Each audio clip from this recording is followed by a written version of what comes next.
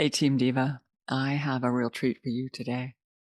We are exploring the depths in this episode. You know, those parts that we're not supposed to talk about in polite society: sex, drugs, consciousness. Well, today's guest embodies them all. Britta Love, whose pronouns are they, she, weaves between the worlds of conscious sexuality and psychedelic ritual with a through line of social justice and embodied consent. They became an advocate for sex workers' rights as an undergraduate at the London School of Economics and Social Sciences in 2007, and have been a writer, an activist, pushing for the decriminalization of drugs and sex work ever since. Britta is a certified somatic sex educator through the Institute for the Study of Somatic Sex Education, has trained with Betty Martin's School of Consent, and is a certified circlekeeper with the Planning Change Restorative Justice Certification Program under the tutelage of Kay Pranis. Britta is currently completing a research-based memoir about healing and awakening through altered states induced by sex and psychedelics, based on her consciousness studies thesis at Goddard College. They are also in the process of launching the Sex Strike for Pleasure, in response to the U.S. abortion bans. So let me tell you how I met Britta. Last year at the MAPS Psychedelic Science Conference in Denver, the conference had just ended, and people were streaming out and just hanging out in front of the convention center. And Britta had been on one of the most popular panels, meaning you couldn't get into the room, and people were disappointedly standing in the hallway. And it had been entitled Sex and Psychedelics: Weaving Altered States for Healing and Pleasure. As I've mentioned in previous episodes, I had created some pretty promo stickers for the podcast featuring the Psychedelic Divas logo and the URL. And I saw Britta in the middle of a mob of fans. And I took the opportunity to walk up and ask, "Hey, I admire your work. Would you be interested in being on the podcast I'm creating, where we would explore psychedelics through the wisdom of the divine feminine?"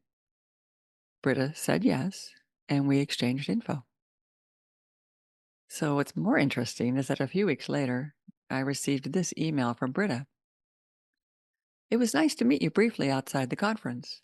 I don't know if you'll remember, but you might have noticed I kind of froze when you first came up to me and handed me a sticker for the Psychedelics and the Divine Feminine podcast. And I didn't want you to think it was personal or that I was being cold. I have a lifelong commitment to anti-misogyny and to naming the ways that patriarchy continues to oppress the embodied feminine as it presents in all different kinds of bodies and genders. And I also find that most spaces and discourses around the divine feminine don't feel right to me or mesh with my current thinking and queerness. In fact, many of them seem to capitulate to the binary and ironically perpetuate patriarchy, in my opinion. I'm not saying at all that I think you or your podcast are doing that in particular, but just that the term feels a bit uncomfortable to me as a result. It's a longer conversation, and I'm really only finding language for it, but I thought I'd reach out and at least name what came up for me when thinking about your podcast. Well, I loved that response and told them so. And so here's my edited response back. "Hi, Britta. Thank you so much for your really thoughtful response. Can I tell you that I loved it on all levels? And I would love to have this exact discussion on the podcast if you'd be open to that, because I think it's a really important discussion. And I would like to address the nuances of this because it's an important discussion. I would want to chat with someone who's not aligned with those terms so that the audience and I can all learn and grow and see what feels right for us."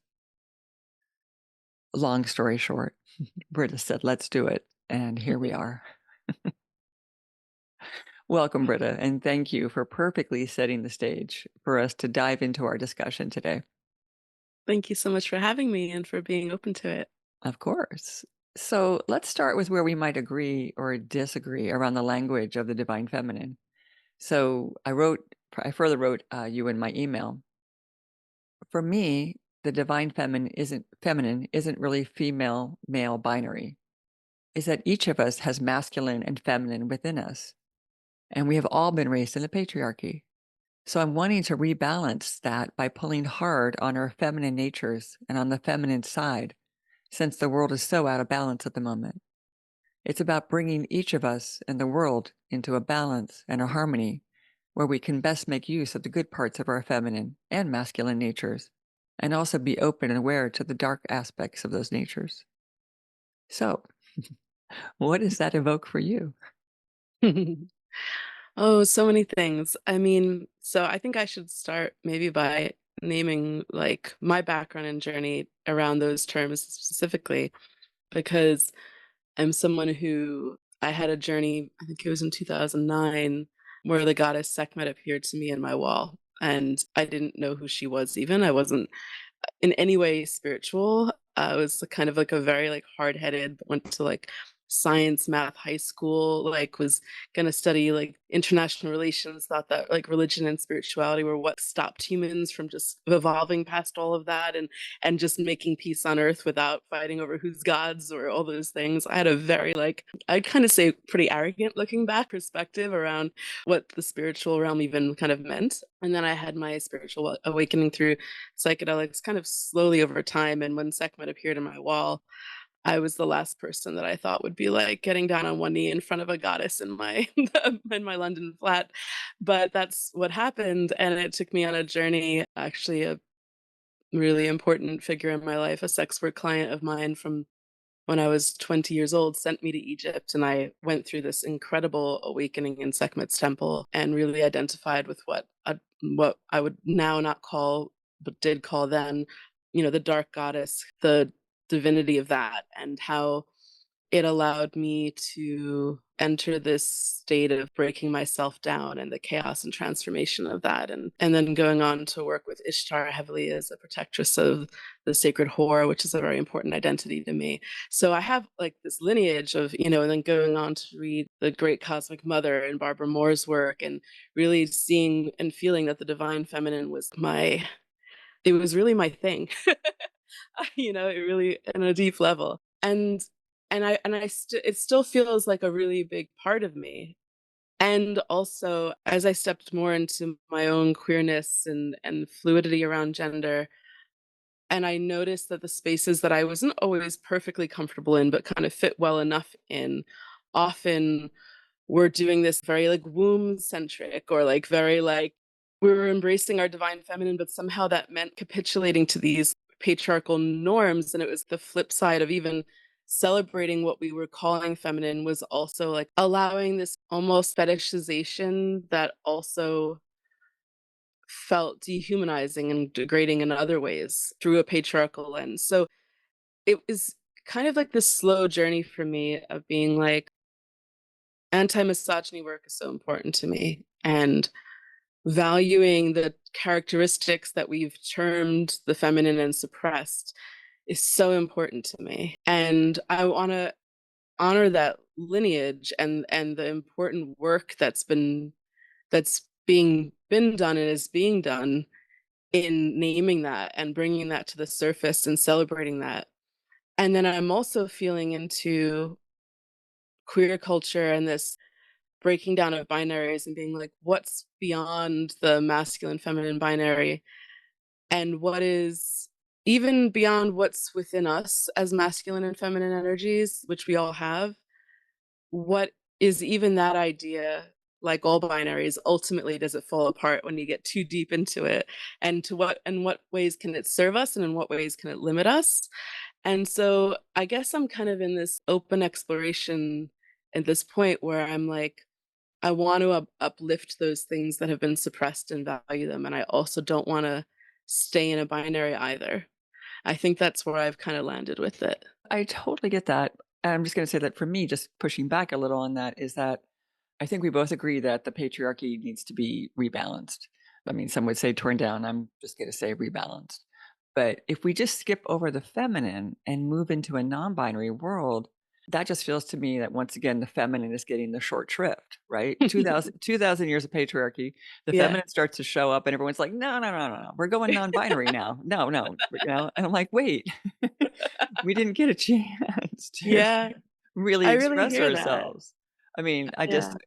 I so honor the statement that Ruth Bader Ginsburg made famous, and it came from Sarah Moore Grimke. She was a 19th century abolitionist, and she said, "I ask no favor from my sex. All I ask of our brethren is that they take their feet off our necks." And it just feels like the feminine should be able to enjoy some of that freedom of having our necks free before we all move into the non-binary. I hear that, and, it's a conversation that I feel like I have a lot with my mentor, Lisa Weil, who's longtime faculty at Goddard College and really helped guide me through my thesis. It's kind of like we've had such a short period of even recognizing the oppression and celebrating she, and like, why does she have to disappear now? And I think that's why I kind of stand somewhere like, I don't know, bridge is like giving myself more of a role than I think I necessarily have, but like feel stretched between these two poles of this is this really important work that to even be able to dream beyond the binary we've needed. Totally. Yes. And sometimes one of the dysfunctions of our society, which is so broken, we don't have intergenerational communication and like honoring of ancestry and lineage. I think it could be dysfunctional to sort of want to shut that away and be like, no, we're all just non-binary now, and that's don't you get it? You're like, duh. And it's like, well, I could only see that because people were doing this work, even allowed us to feel into what was so missing and so wrong in our Right. culture. And I also feel like there's alchemizing because there's wisdom that is held in every generation. And I feel like sometimes there's like a and I feel like it's tied into capitalism too and disposability. It's kind of like, well, now we're on to the next cool thing. And like that's all out now. And Right. like Right. it's not on trend. And so you miss these places where I think there's important communication that needs to happen because of course the shadow of going into queering the binary in a culture that already was misogynist is that if you haven't really worked and done that anti-misogyny work, it's going to be replicated in what we're calling non-binary. Absolutely. So there has to be this integrative process, and that feels really important to me. Yeah, Yeah. and it feels like that's for me, that's my calling, is that, as I said, I call it just a rebalancing so that when we whatever next stage we enter, which that's fine, non-binary, wherever we're going, I'm down with that. I just want us to be balanced. I want us to be come from a more whole place. Hmm. And and right now the planet is not balanced. And Oh. so that's where my focus on the word divas keeps coming back to me. And a lot of people, try to talk me out of using the word diva because it has been, we talked about this before we started, that that word has been corrupted, co-opted. It's a negative feminine term now. It's like, oh, she's such a diva, and that's not a good thing. And but there's just been this place where it's been an important word for me to try to reclaim. All the word means, it's Latin for feminine, divine. That's it. But of course, in order to put down the feminine, the word became a negative. It's the same thing I was describing to you, that the words in Italian, prima donna, they simply mean first woman, meaning she was the top singer in the opera, but it became a negative term. And so I just feels like that's my work, is just this place of, wait, that's actually a good word. Let's bring it back into balance. That's Hmm. another, this is a good term. Let's bring that back into balance. And then maybe Yeah. once we're balanced, let's go from there. And who knows? I mean, Hmm. I just, what it could really look like. I mean, it would be, I think it would be a very interesting world. But for me, that's my focus. And it's probably my generation perspective. Also, there's a difference in that. But I know Hmm. that the Dalai Lama said that the world will be saved by the Western women. So don't we need our moment in the sun to make that happen?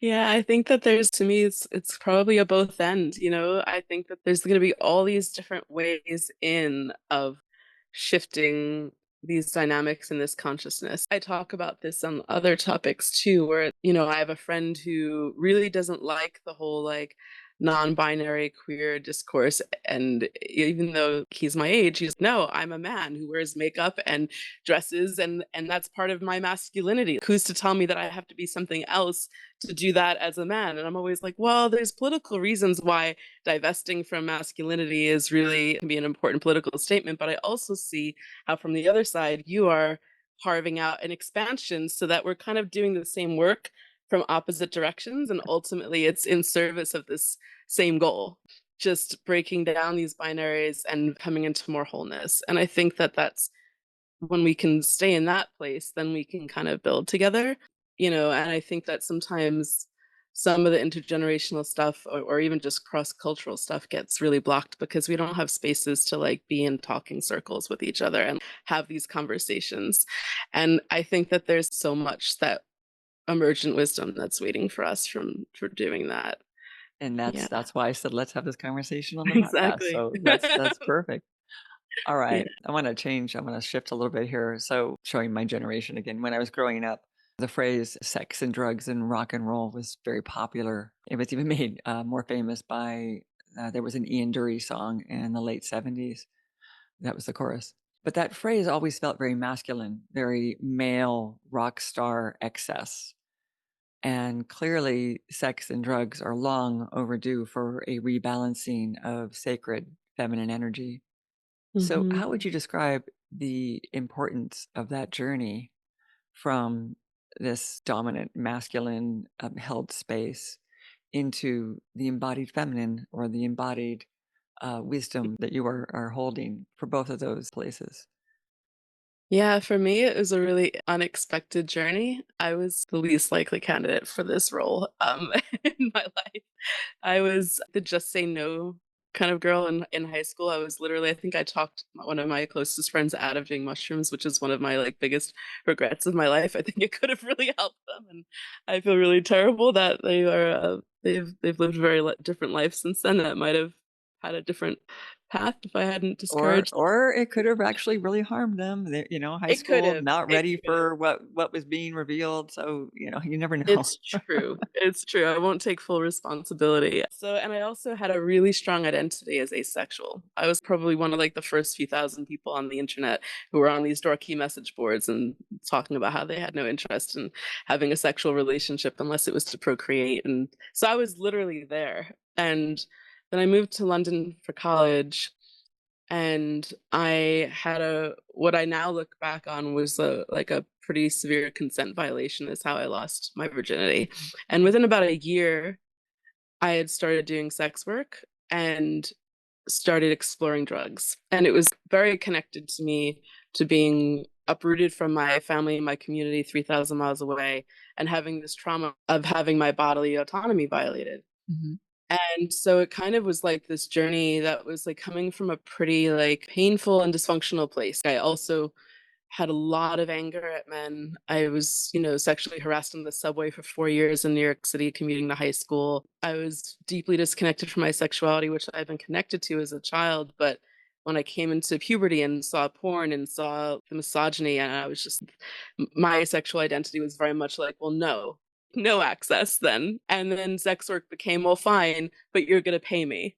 And so there was kind of like this wise but immature at the same time, like instinct to go into these realms and to try to find a place where I could have boundaries, where I could have some control. And actually, that was like the first step in a really big healing process for me. And so as I started doing sex work, I realized that I was seeing how men were impacted by patriarchy in such a different way. It healed my anger. I mean, I'm not going to say all my anger towards men has disappeared magically, but it's like a huge shift in how I relate to how men are oppressed under patriarchy in totally different ways from how people who are assigned female at birth are. And I think that it gave me a lot of understanding around the repression of emotion and vulnerability, and how sexuality is a stand-in for intimacy, and just the way that patriarchy is so toxic to all of us. And at the same time, I started to connect more to my body and my own sexuality with certain clients that I felt very connected to, who were super respectful and wonderful people who were huge influences on my life. And one of them asked me about what drugs I like to use, and at that point, I had started doing, like, a bit of coke and speed, and, I was kind of in my young 20s, very, like, searching, trying to survive, a lot of trauma, and I said, "Oh, but I like MDMA," which I had started using occasionally in clubs, And he said, "Oh, I love MDMA, but my favorite drug is LSD." And I looked at him like, "What?" I'd literally, it was 2008 maybe, and maybe 9, and I had literally never met anyone who told me they'd taken a psychedelic before. So I was kind of like, I think I even had a rule with my partner. We were like, "Oh, uppers and downers, yeah, sure, but we'll never touch psychedelics because that's the stuff that people lose their minds. Like, why would you do that? You'd have to be really incredibly silly to do that to yourself." Anyway, after like 2 hours of this man talking to me about psychedelics and how it's changed his consciousness, the next time we went to see our dealer offered us some LSD, which is the first time that it ever happened. And I thought, well, that seems meaningful. And that was the first time we tripped and we took such a tiny amount. And I was like, oh my God, wait a minute. The doors of perception are opened. I'm sensing more. How could this then become this thing that's taking me away from myself or from reality when I'm having this more expansive and attuned embodiment on this small amount? And so that was kind of that was how I got on this journey. And then it was a long period of healing addiction and recognizing trauma and really wanting to cultivate my sex work practice as more consciously as a healing practice, which I believe it always, always, always was from day one. Because when you're holding space for someone's vulnerable, naked, most intimate desires and bringing them deeper into connection and embodiment and pleasure, you are healing. So that's why I'm like very, very, very committed to the idea that all whores are healers. But I do think that we need a society that better knows how to hold that and allows us um, the the honor of the role that we're in as space holders and facilitators, which has been so perverted by patriarchy and capitalism. So I went on to train in somatic sex education. I am being mentored in surrogate partner therapy and working with people around psychedelics and sometimes integrating back and forth between the two became really important to me and what I think could help heal the world. So, yeah, I'd always say sex and drugs, and everyone would wanna say and rock and roll, and I'd be like, "In consciousness." And consciousness. I think that's a better addition. So I wanna go back to some of the things that you were saying, and I Yeah. wanna make sure I'm not putting words in your mouth. So it feels like, because of that consent violation that happened to you when you were younger, that created a trauma path that so I just wanna make sure that I'm following without that Yeah, it created a trauma path that kinda led you, though, in maybe in a negative way at first into the sex work world. I think that what happened for me was I that only even happened to me when I was 18 because I was already in a space of such dissociation from my long time developmental age trauma and then other traumas as a teenager that I can't even say it was, oh, because that happened when it No, was no. like I was on that path. But I would say the dysfunction started, when I was 15 or even younger, and I would have a crush on someone and I would let them, kiss me or touch me in ways that didn't feel good. And it was really hard to Mm, tell them not to. Or I would wake up I remember on my flight to London and the first time this guy, I woke up and he had his tongue in my mouth. I mean, he was literally making out with me in my sleep. And I didn't tell anyone on the plane. I just sort of just kind of was like pretended it didn't happen. So I was already so disconnected from my own power and my ability to name boundaries and have that in this strange way, even my earliest, most dysfunctional sex work experiences were already a step towards healing. mhm, Because while I wasn't yet able to say, oh, I don't actually like when you touch me this way, or this, I prefer this, or whatever it was, I was making a choice. I was saying, you're here for an hour and you're gonna pay me this much money."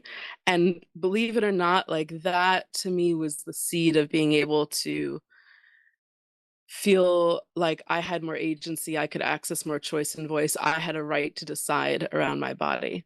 So I kind of feel like I had already hit the rock bottom of not having that for my body, and sex work was the first time that I was like, "I'm gonna claim some control and some autonomy in this process." So yeah. Well, I get that, and that makes sense. You also mentioned that there was at that time, as you were working through that healing journey, that there was an addiction path that you were walking during that time. So what did that teach Mhm. you? How do you navigate, that Yeah. energy today with your medicine use? Well, for me, it was very much about seeking. I think, well, part of it was feeling a deep sense of not okayness, of not trust, of not connection in the universe. And either, at first I feel like with cocaine and speed, it was very much like just trying to get over that anxiety and just be able to push through and live. So, it was kind of like, well, that was the best choice that I was the best tool I had available to me from where I was in that moment, Mhm. in that Yes. time. And then later on with ketamine started teaching me so much about spirituality, but I didn't have the tools to integrate it or to follow the path on my own. So it was very much became that not hanging up the phone when I got the message thing. Right. And And so and that and was ketamine also has that addictive quality, so it'll grab you. it really, and that was my most difficult one to break into a long journey of coming into right relationship with it and being able to work with it as a medicine again and Mhm. what I needed to build around it and build in myself in order to have that relationship. But all of it was seeking, and I don't actually regret any of it because it brought me to the place of understanding where I could go from there. I really feel like there was this kind of like wisdom in my 18, 19-year-old self that was like, somehow you're gonna need to retain more autonomy over your body and find ways to alter your consciousness to be able to experience and understand things differently. So, well, here's what's available. Let's just do it. And then working with ayahuasca helped in a lot of ways, but it wasn't until I really worked with Iboga several times that I got to the root of my addictive patterns, which really came back to developing self-trust and trust in the being held in the universe. And I didn't even actually have to work really with the developmental trauma that I unpacked with later on in my life in order to just get to this place where I could come back to my connection to my body and the earth. And that was the gift to me that broke me out of that. Well, I mean, so you and I share a similar perspective around Iboga. We both think it needs to be protected. Since it mostly grows in a small area, it takes a long time to be ready to harvest. It's actually to me, it's just like the porcinoran desert toad. Neither one of those powerful psychoactive substances is ready for the coming psychedelic tsunami, Exactly. as more of the world gets turned on to these medicines. Can you tell us more about your experience with Iboga? I know that it had a really profound impact, and here you are talking about this shift from a medicine use that was more of an addictive nature to one that is more sacred, and Hmm. that is the power of Iboga. So, can you tell us about that? Yeah, absolutely. And I mean, I think I was to queer another binary, I was kind of like in that process, even with my ketamine sort of overuse and even, and then dipping in and out of LSD and mushrooms and then ayahuasca. I was kind of going back and forth where I was like seeing and working with the healing potential, but I also still needed to have these experiences that were supporting me in ways that I couldn't support myself.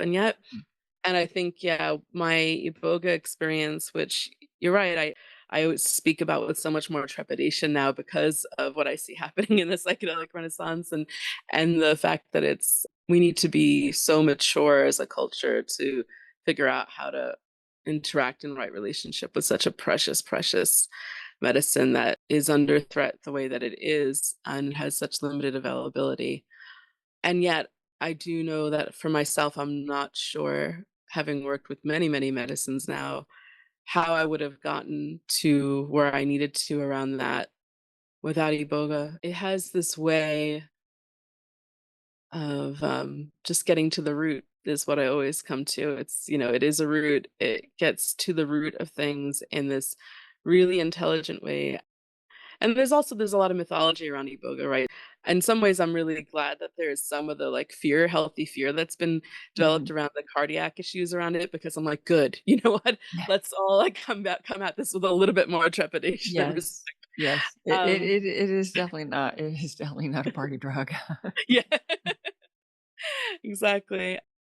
When I think about working with Iboga, though, a lot of the stories can be very like, oh, and then you're gonna have this whole life review and like you're gonna have these kinds of visions. And I actually did 7 floods with Iboga in my 20s and early 30s because I thought I hadn't gotten there yet because I hadn't had those kinds of experiences. And then it took me a really long time to realize that the way that I take in the information from medicine is primarily not visual, and I was getting very, very deep embodied knowings on Iboga. Mm, And I was waiting for this other thing to happen that wasn't actually what how I communicate with that plant. And so for me, it was kind of like I would hear a voice or have this feeling in my body that just allowed me to come into right relationship with who I am and also really deep teacher of integrity.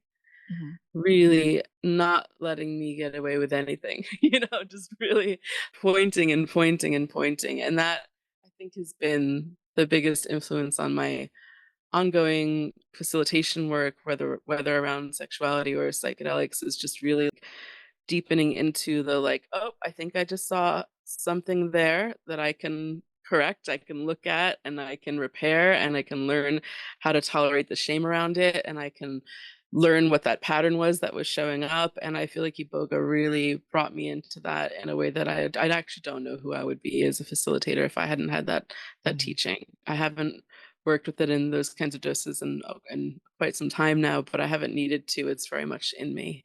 Yeah. So, yeah. Well, that is interesting that you didn't experience I mean, in every first of all, everybody's experience on every medicine is different and unique.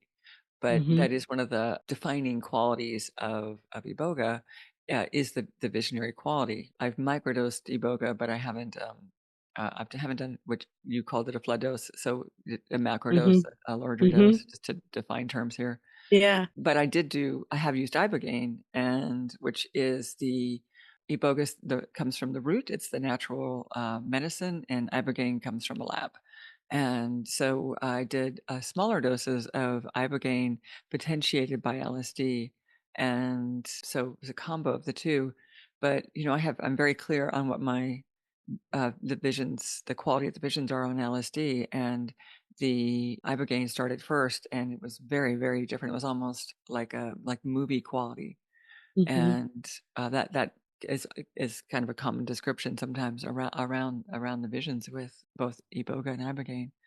And then it started kind of flickering at the end, and then it just disappeared, and I was on an LSD journey. Like, it was just boom, it faded out, and the LSD kind of more of a caricature animated sort of, vision quality, came in, and I'm just always struck by that moment. The power and the strength of that visual quality as well as the voice of it is it's very different, it's very clear, it's very powerful, and as I said, it's not a party drug.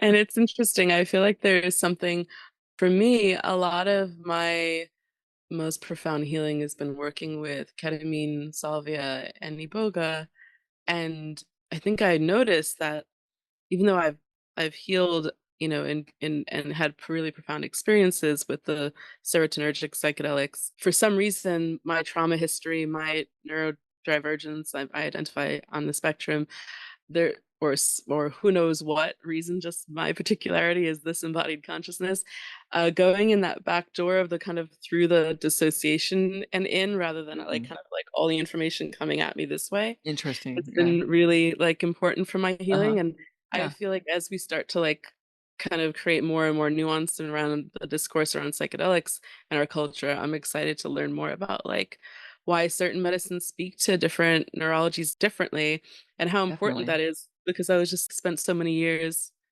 feeling shame around the Mhm. fact that my ayahuasca experiences weren't didn't have that kind of visionary quality that, everyone else kinda had, and that my most profound healing also came through yeah, through weaving back and forth between different states too. So, I think that there's a lot of exploring to do around, like, our very young psychedelic culture in the West, Mhm. you know? Yeah. Well, I do you're not I mean, I have, integration clients who also have used the backdoor method of the dissociative medicines, mostly with ketamine, but they've had difficulty, even with extremely large doses, they've been able to hold off the medicines. So mushrooms, MDMA, LSD, some of the more classic medicines. Mhm. As I said, sometimes extremely large doses, and it's just been nope. I really didn't get anything, nothing. But Yeah. ketamine does come in sort of around as that's sort Yeah, of like this the exactly. back Yeah. way, and Yeah. it feels like it's softer in a lot of ways. The Somebody who's holding fear or trauma or control, something that they're like, I don't there's some part of them really doesn't wanna do this or doesn't wanna give up information.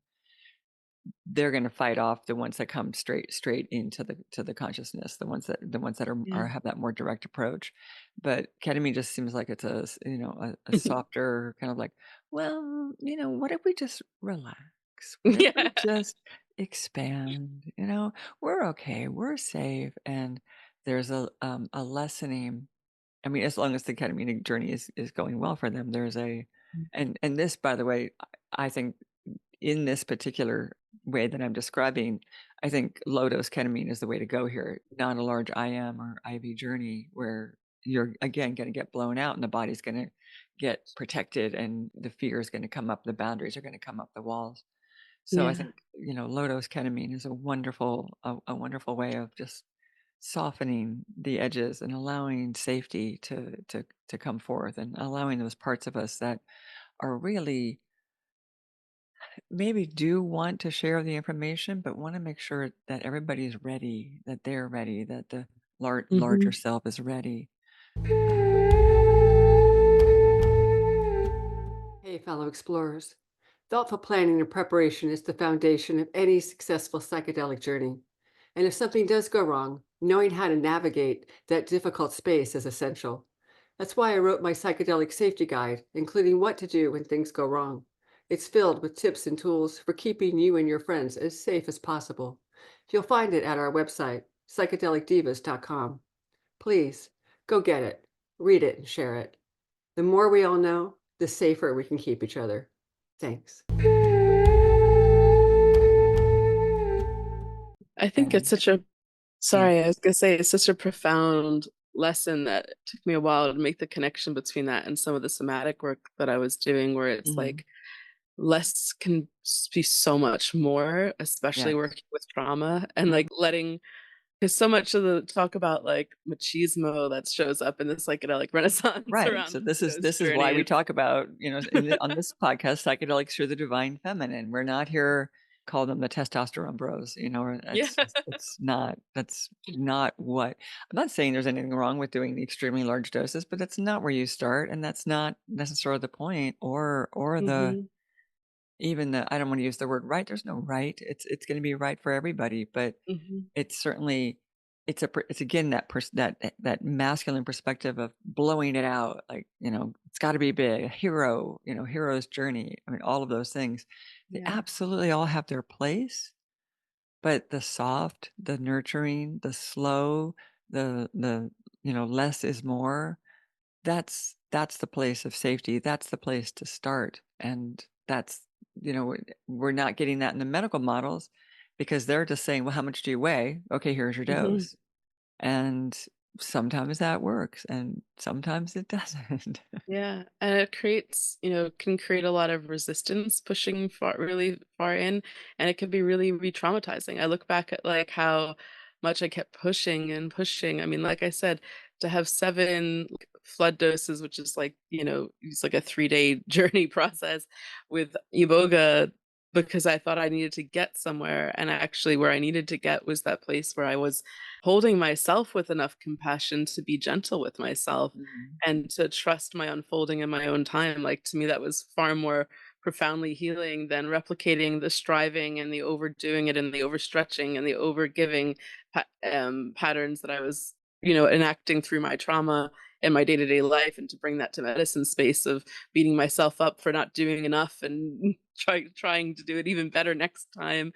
And whereas when I could actually sit with a small dose and really tune in and give myself that kind of love and care and honor my own limits, that to me is where I stepped into much more profound healing. And it makes me think a lot about the spaces that I was in that weren't encouraging that. And they weren't necessarily, what we would call like the shadow of the psychedelic renaissance, which surely exists as well, where in terms of exploitation and abuse, but they were just spaces that didn't really have culture around trusting our own internal wisdom and around facilitators who felt maybe they felt out of their own insecurity that they had to get me to a certain dose for me to have the breakthrough experience that would wow me so that I would value the service they were offering or whatever it was, instead of cultivating a culture where they knew that my ability to say no and yes and modulate for myself and feel honored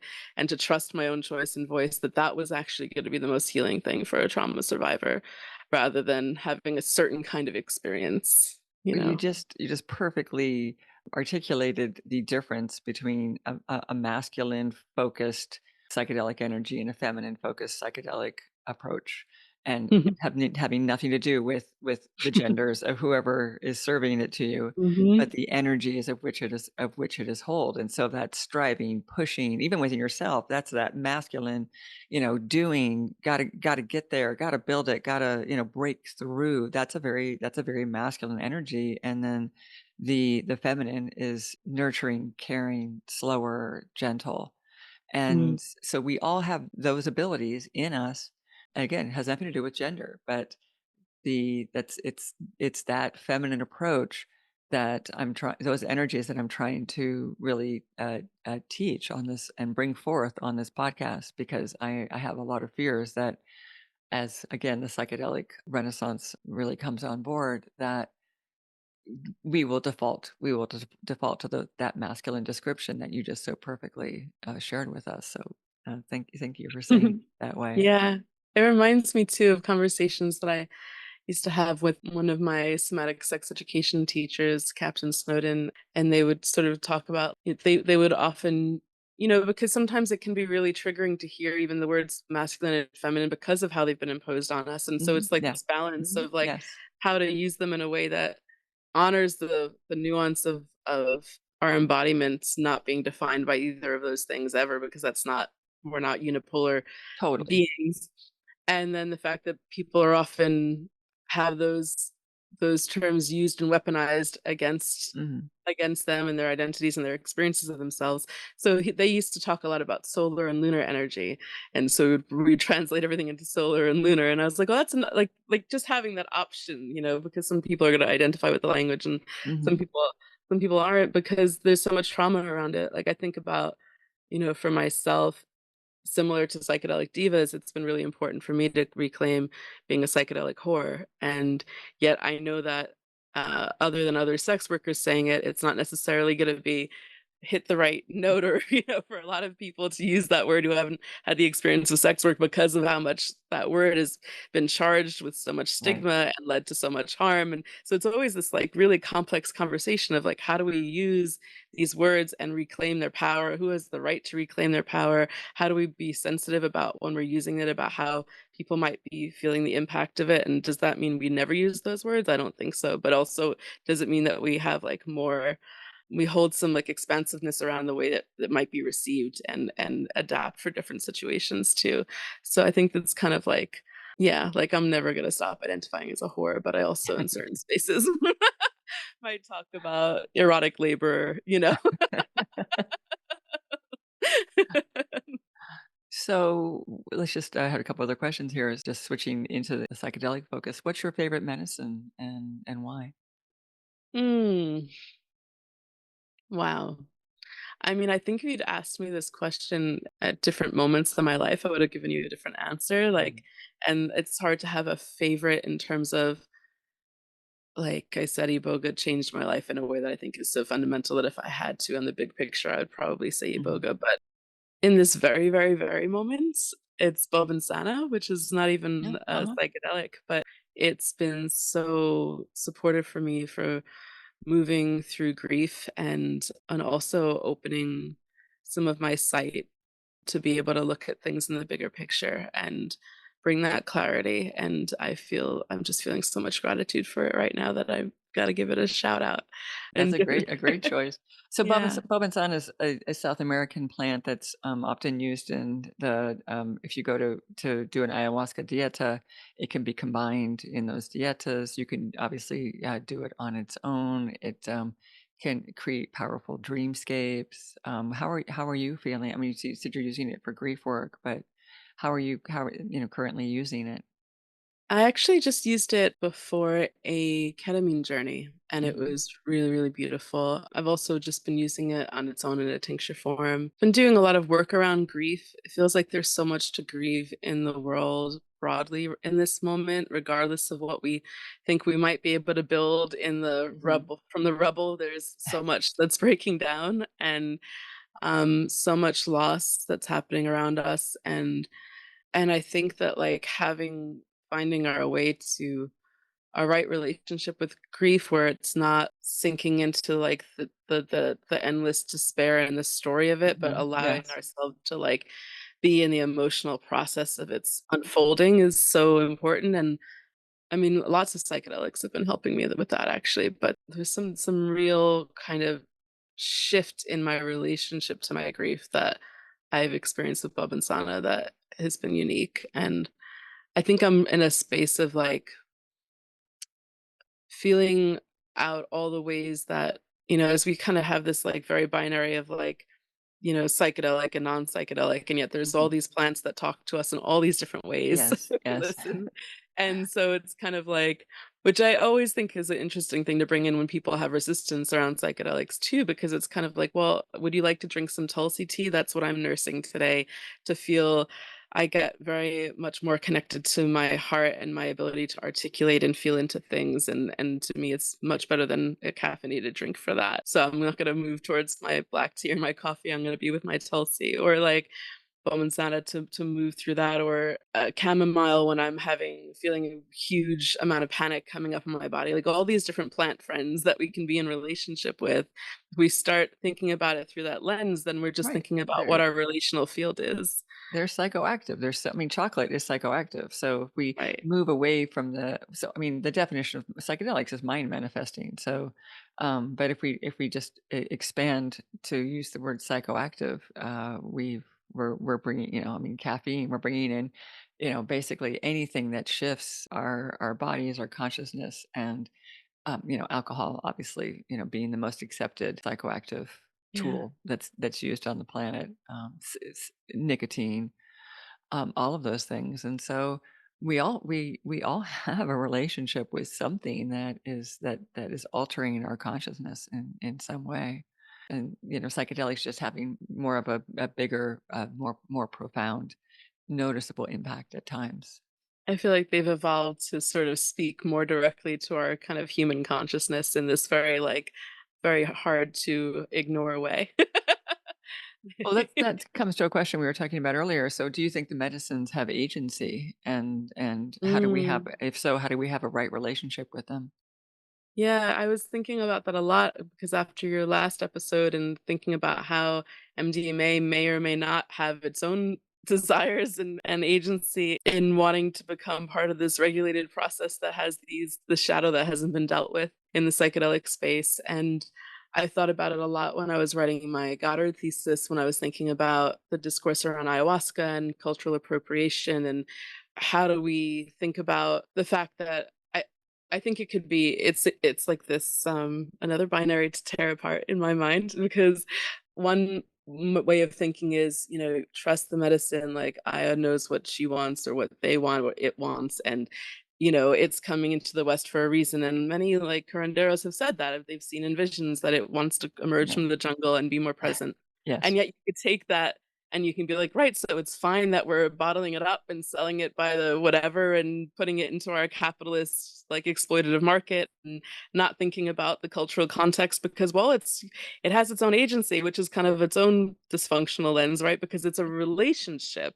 So, but also you can be over accountable and be like, well, I just think that it should stay where it is in its context, and no one should touch it, and not recognize that ayahuasca might have its own desire to be right. So there's, like, this dance, and so how do we hold our piece of that like it comes down to healthy relating, like, in a way, like what is a healthy relationship with these different medicines? And how do we create, relationships that are ethical, that are consensual, that have healthy boundaries, that are, if we're not doing that, then I'm not sure what healing we can even claim is happening, because so much of the disconnection and dysfunction of our culture is around these like exploitative dynamics, whether it's through patriarchy or through capitalism or through just oppressive hierarchies in general. And so surely the integration of these experiences should be like a healthier relational field between us and these medicines. And so I was thinking about, I love the idea that both the folks who, wrote letters to the FDA and were very upset about things not being addressed, and the medicine itself might be two sides of this relationship trying to create a healthier field of relating so that we can introduce the medicine into our culture in a way that has more integrity and has a better chance of actually succeeding if the intention is healing, if that's our measure of success. So yeah, I think about that a I lot. think And then that's actually one of the things that maybe hasn't been set as an intention is what is our definition of success with these medicines? Is it monetary? Is it healing?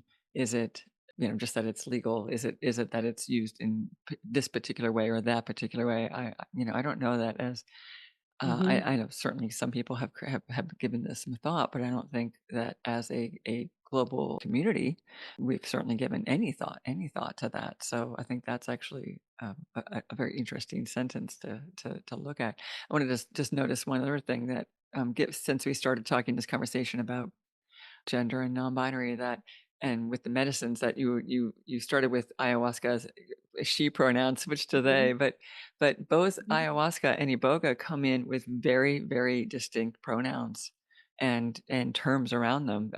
Ayahuasca is referred to as grandmother, Iboga as grandfather. Some people also call San Pedro or Wachuma grandfather, but Iboga definitely has. I mean, I've met Mr. Iboga in my journey. Like I was like, okay, it's a man, and ayahuasca is over and over and over again in my journeys and in many other people's journeys shown up as this feminine, very feminine, elder, ancient, grandmotherly presence, and so some of the medicines feel non-binary, some of them don't.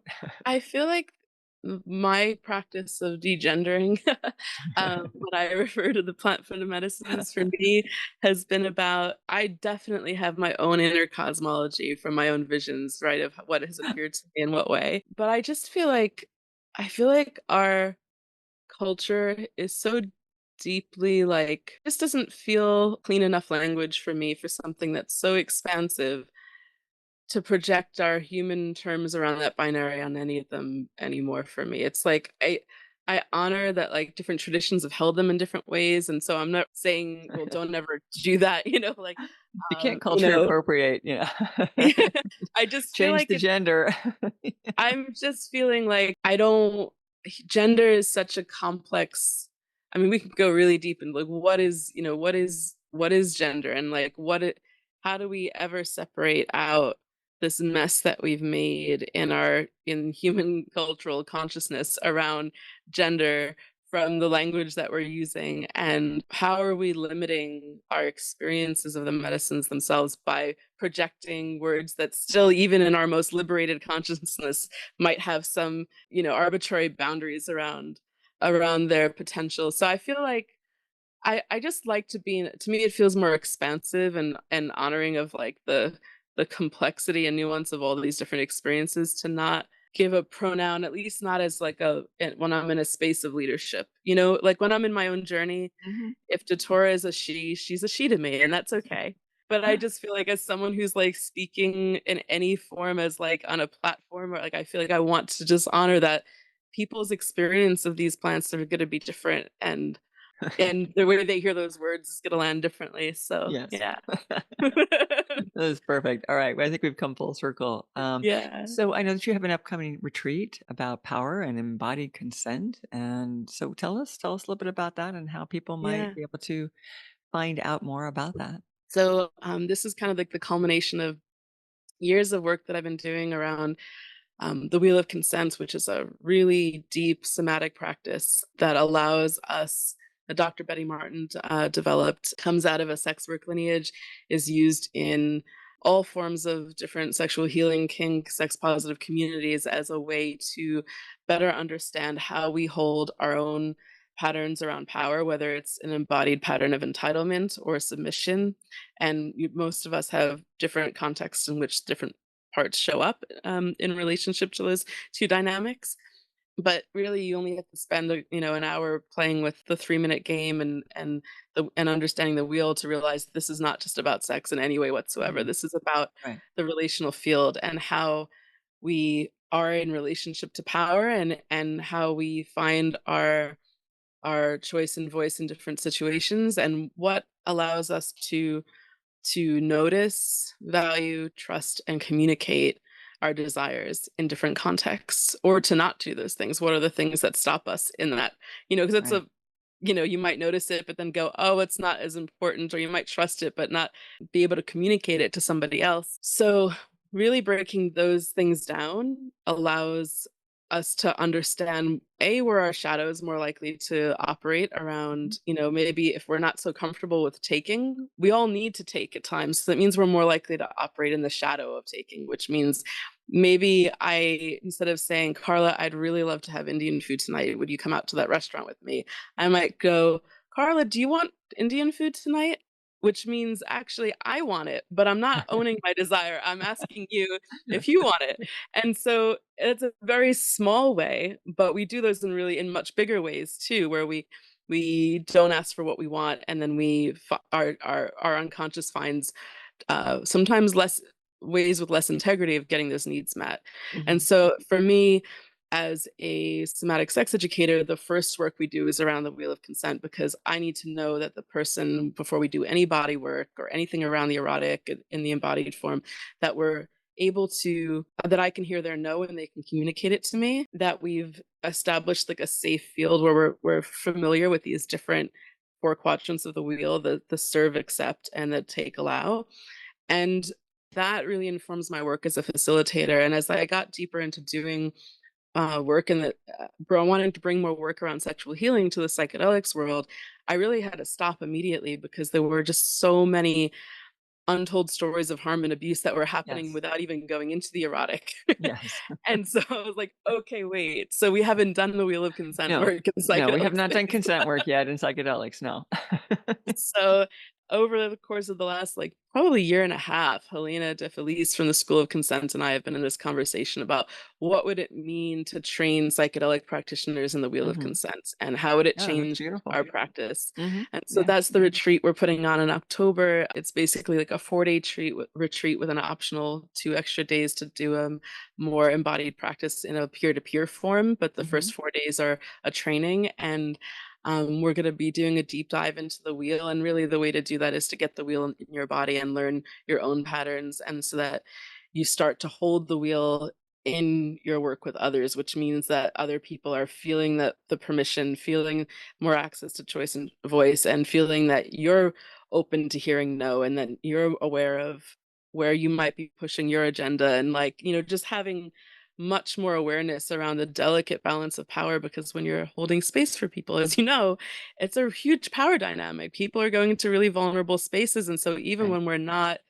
even with our best of intentions, even when we think, well, I would never violate someone's physical consent, and I would never do this, and I would never do that, just certain ways that we might be accustomed to holding power that can show up in really harmful ways still. For me, it's deeply, it's fundamental to having an integrity in my practice, and I'm really excited to have a intimate group of maybe 10 of us or so doing the work together. So Beautiful. that'll, yeah, So here in where can upstate New York. great. Where can people find out more about that and you? Oh, absolutely. So you can find my website, which is brittaloved.com. That's my name with the D at the end, .com. And I'm also at that handle at Britta Loved on Instagram. That's most of where you can find me these days. But my mailing list is the surest way to keep in touch, because Meta seems to have a seems determined to preclude me talking about anything that I find important or interesting in the world Yeah. these days, because sex and psychedelics are highly suppressed by the algorithm. Yes. So, So that as much as we all hate email, yeah, it is you have that's what you have to give up in order to break through the algorithms that yep, are trying to suppress words such as sex, psychedelics, other aspects. So absolutely. Yeah, we gotta it's a start drag. building our own networks because these social networks Yes. are incredibly antisocial when it comes to the revolution. All right. Well, thank you so much, Britta. That was awesome. And I want to thank everyone for listening and for all of your positive energy that you have been flowing towards this podcast. So thank you all for being part of our journey. I so look forward to growing together. And Britta, thank you. Thank you for pushing back and for agreeing to have the discussion that we just had today. It has really been a joy and an honor to spend this time with you. So thank you so It's much. been a pleasure. Thank you so much, Carla. Bye bye.